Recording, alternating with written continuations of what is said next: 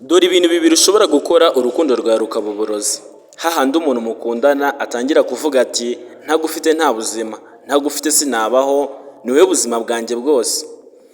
Hahandi urukundo rukurenga yanakubura ndetse wanamutera indobo akiyahura. Ibi ni ibintu bibiri ushobora gukorera umuntu urukundo rwe rukaba uburozi. Niba ari ubwa mbere ugeze hano kuri Sharif TV, kanda subscribe, like na share na comment. Reka dukomeze ku kintu cya mbere. Ikintu cya mbere ushobora gukorera umuntu akagukunda cyane ndetse bikarenga naho urukundo rwe ruba uburozi kuri we, ni ukumuhobera. Kumuhobera uri kubyumva bimeze nk'ibisanzwe, ariko guhobera umuntu ni uburozi bukomeye cyane ndetse bituma kwiyumvamo birenze uko wabitekerezaga. Ushobora kumva guhobera ari ikintu gisanzwe, ariko ntabwo ari ikintu gisanzwe pe. Guhobera, reka nkubwire ingaruka byibuze nk'eshatu nziza zituruka mu guhobera. Iyo umuntu wumuhobereye ibibazo bye biragabanyuka. Iyo umuntu wumuhobeye aruhuka mu mutima ndetse akanakwisanzuraho. Iyo umuntu wumuhobeye bituma yiyumva neza ndetse akaruhuka no mu bitekerezo ndetse no mu bintu byaba bimuganza bibi bikamuvamo. Bivuga ko guhobera ni imbaraga nyinshi zikomeye kandi buri muntu wese yifitemo, ariko nubwo yaba atabizi. Dore ukuntu bikorwa kugira ngo umuntu umuhobere ndetse umere nk'umuhaye uburozi, agukunde kurenza uko wari ubitekereza ndetse agukunde kurusha uko nawe yikunda. Hahandi yakwiyahura akubuze bitewe nawe kandi nawe warabikoze utabizi. Dore uko bikorwa. Niba ari umuhungu wowe ukaba uri umukobwa mukaba mukundana, umuhobera ku buryo ki agatuza kawe cyangwa se igice cy'imbere cyawe gikora ku cye, warangiza amaboko yawe uyazamura agafata ku mugongo wiwe hejuru, we agacisha amaboko ye hasi. Bivuge ko iyo uri umukobwa amaboko yawe ari hejuru, ukandakanda gake gake ahagana mu bitugu. Ibyo bintu bituma urukundo rwawe rutangira kuryoha cyane ndetse bikarenga urukundo bikaba uburozi. Ku muhungu byo uba ushobora kubibona nk'ibisanzwe, ariko iyo akanze hariya hagana hejuru mu bitugu, bituma level y'uko yagukundagaho yiyongera, kubera ko azamura umusemburo wa adrenaline uturuka mu guhoberana.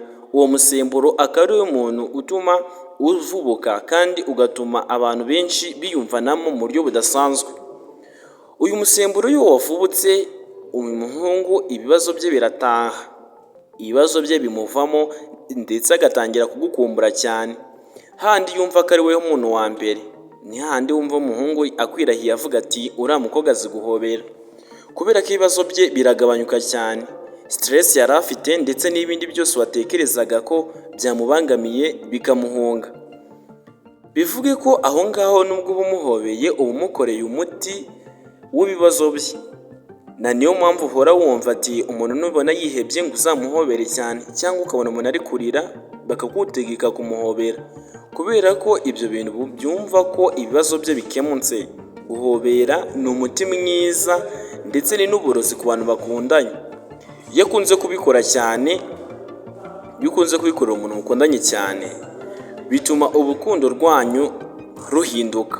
Hahandi agukunda ndetse akagukumbura cyane birenze ndetse n'uko wabitekerezaga. Ahora yumva ko ari we muntu w'ingenzi mu buzima bwe, kandi bigatuma umuhungu agukumbura cyane. Ibi bintu ntuzabikore umuntu udakunda, kubera ko ushobora kuba wamurozi kandi nawe ubwawe utabizi. Umuntu akagukunda no kugukumbura ku buryo ki ahantu hose uri agutekereza, bigatuma yumva ko ari we muntu w'ingenzi cyane mu buzima bwe.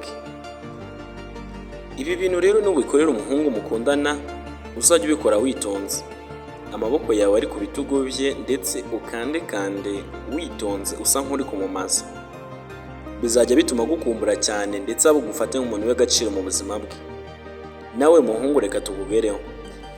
Weho reba ukuntu guhobera bikorwa ugiye kubikorera umukobwa.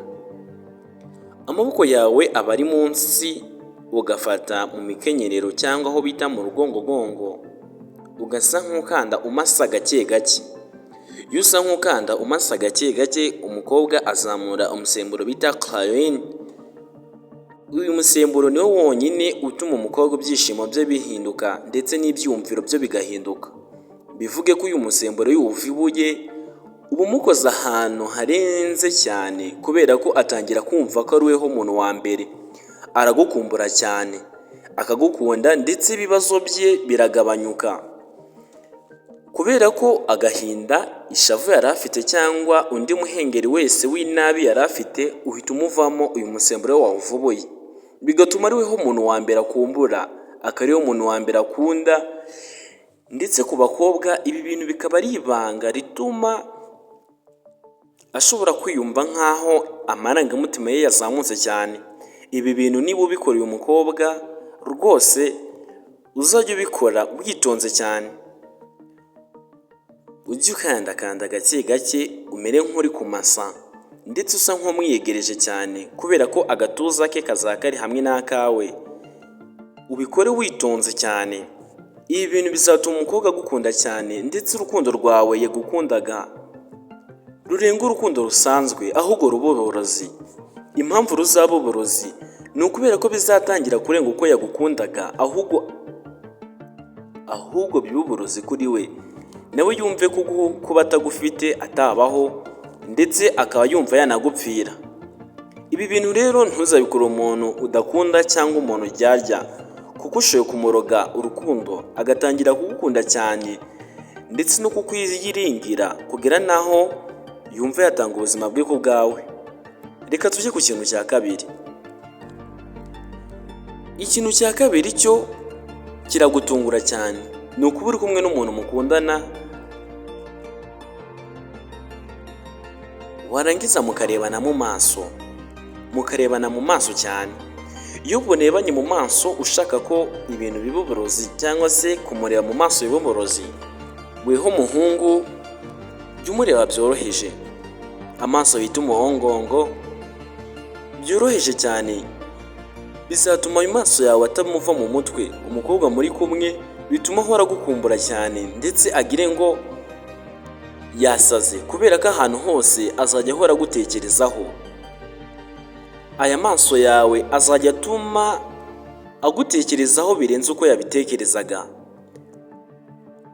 Ujye umureba byoroheje, nurangiza usa nk'umwenyuramo gakeya. Iyi shusho yawe azajya yifata cyane mu mutwe we, bitume umukobwa ntizigire kwibagirwa mu buzima bwe, kabone n'iyo mwaba muri ahantu hatari hamwe ahora agutekereza. Dore ukuntu uri umukobwa weho wabikora kugira bibe uburozi ku muntu mukundana. Niba uri umukobwa, makinga sure neza yuko muri kurebana cyane. Iyo muri kurebana muhuje imboni, mureba amaso yoroheje cyane. Niba uzi no kubewura, ubikore gake gake. Iyo ubikoze gake gake ndetse uri no gukanda hari ahantu nakubwiye, birakorohera cyane. Bituma umuhungu ava mu mutwe, bikagira naho atangira kugukunda cyane birenze n'ubuzima bwe. Hahandi usanga yaguha buri kimwe, ubutunzi bwe uba ari weho ubukontorora, kubera ko aba yumva ko ari we muntu w'ingenzi afite mu buzima bwe. Amaso yawe ntabwo ajya yibagirwa, amuguma mu mutwe ahantu hose ari, aba yumva ko ari we muntu wa mbere w'ingenzi. Ibi bintu n'ubikora rero, inama nziza, ntuzigere ubikorera umuntu udakunda, kubera ko ushoboye kubimukorera ukaba umuroze, bikagira naho wazajya abona ko uri ubuzima bwawe kandi wowe utamukunda. Oya, ibi bintu ujye ubikorera umuntu ukunda, bizatuma uba umuroze mu rukundo rwanyu, ntazigera kwibagirwa ndetse agukunde kurenza n'abandi.